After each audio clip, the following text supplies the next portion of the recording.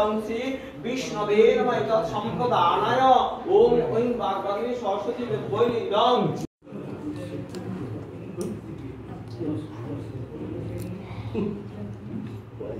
আপনারা দেবেন।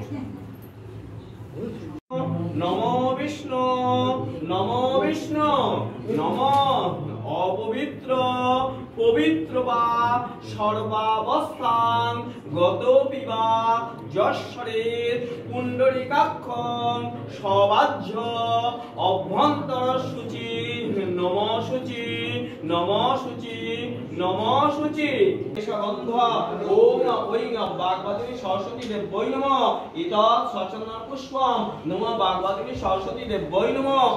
তবে না কেন আমি এখনো আমি ছোটই, এখনো আমি মায়ের শাড়ি পরার চেষ্টা করি। শুধু মায়ের শাড়ি নয়, আমাকে কোথাও রেডি হতে হলে আমি গিয়ে মায়ের আলমারিটা খুলে দাঁড়িয়ে থাকি যে মায়ের কিছু একটা পরবো। সারা বছর, সারা মাস, সারা সপ্তাহ, সারাটা দিন ধরে অনলাইনে ওর জিনিস আসছে আর মা রিসিভ করছে, এটা চলতে থাকে। কিন্তু কোথাও যাবার সময় কিছু পড়ার জন্য আমার ওয়ার্ডরোব খুলে ও দাঁড়িয়ে ও ভাবতে থাকে কোনটা পরবো। তো তোমার কালেকশন আমার কালেকশন থেকে ভালো। নিজে যেটা কেনে সেটা ঠিক পরার মতো হয় না। তুমি আজকাল আমার জামা পরো, ঠিক আছে? এটা হেঁটে যায়, হালকা করে একটু ফ্লেক্স করে দিল যে আমার মেয়ের জামা আমার হেঁটে যায়। এটা একবার শতাব্দী আন্টি আমায় বলেছিল, তোর একটা ক্লিপ পরে আমি গেছি বলে এটা চিনির মাথা বললাম যে হ্যাঁ চিনির ক্লিপটাই আমি লাগিয়েছি। আর কিছুদিন পর ওর জামাও দিয়ে পরবে, তোমার জামা আমি পরতে আরম্ভ করেছি। রাজনন্দিনীকে যখন নাচ শেখাতে বা যে কোনো কিছু শিক্ষার সময় কতটা বাধ্য ছাত্রীও?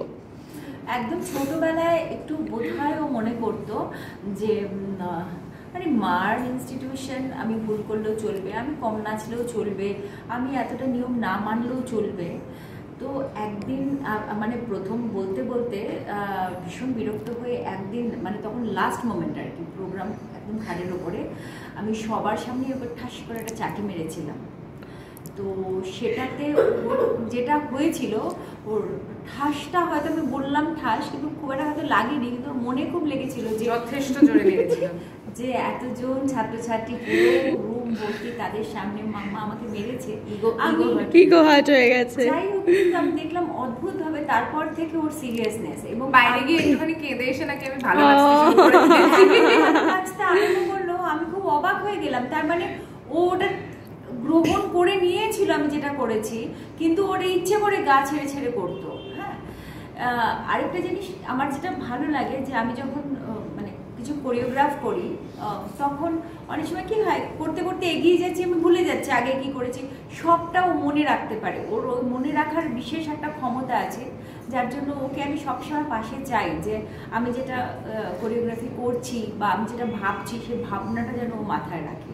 ইভেন মানে যেহেতু একটা গ্রুপ নিয়ে কাজ, যারা গ্রুপ নিয়ে কাজ করেন তারা জানেন যে প্রত্যেকে ভীষণ ব্যস্ত এবং তাদের সবাইকে এক জায়গায় করাটা খুব ডিফিকাল্ট।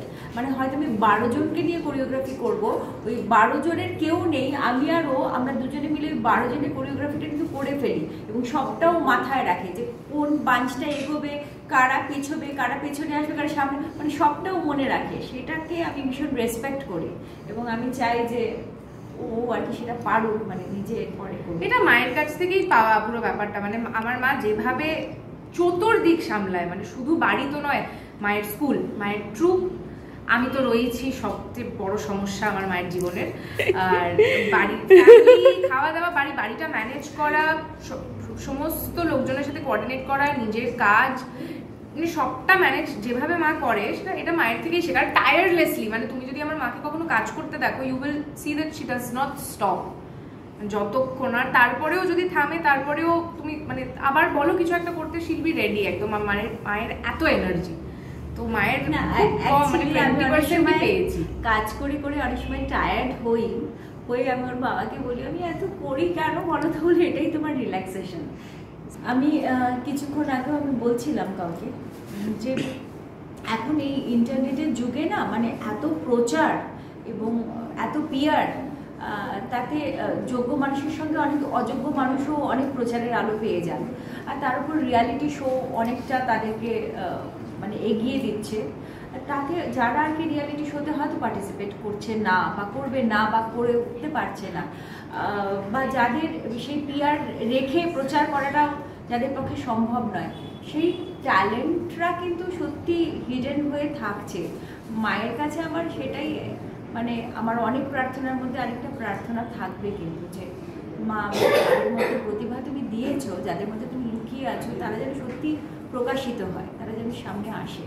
দর্শক ভীষণ ব্যস্ত আজকে, আমার বয়সী দর্শক তো ভ্যালেন্টাইন্স ডের জন্য ব্যস্ত, কিন্তু সকলকে এটুকুই বলবো যে কি বলবো, মানে আমাকে দর্শক খুব ভালোবাসে, টাচ উড, আমি এটা দেখেছি। আমি আমার কাজ দর্শকের ভালো লাগছে, আমি যেই চরিত্রই আমি করি না কেন আমার দর্শক সেভাবে গ্রহণ করেন। আমার social media is full of positivity, touch wood, touch wood, touch wood, it's full of positivity. আমাকে সবাই খুব ভালো ভালো কথা বলেন, জানান, শুধু কমেন্টসে নয়, পার্সোনালি আমি কোথাও গেলে, আমার কারোর সাথে দেখা হলে খুব ভালো কনভারসেশনস হয়। ইন্ডাস্ট্রির সবাই, আই এম শিওর অনেকেই আমাকে ভালোবাসেন, আমাকে পছন্দ করেন। I am very lucky that way. দর্শককে এটুকুই বলবো যে আমি সবসময় নিজের কাজ নিয়ে ভাবনা চিন্তা সাধনা করে চলেছি। আশা করি যেভাবে আপনাদেরকে আমি এন্টারটেইন করছি সেভাবেই যেন করতে থাকি, আর আরও ভালো করব।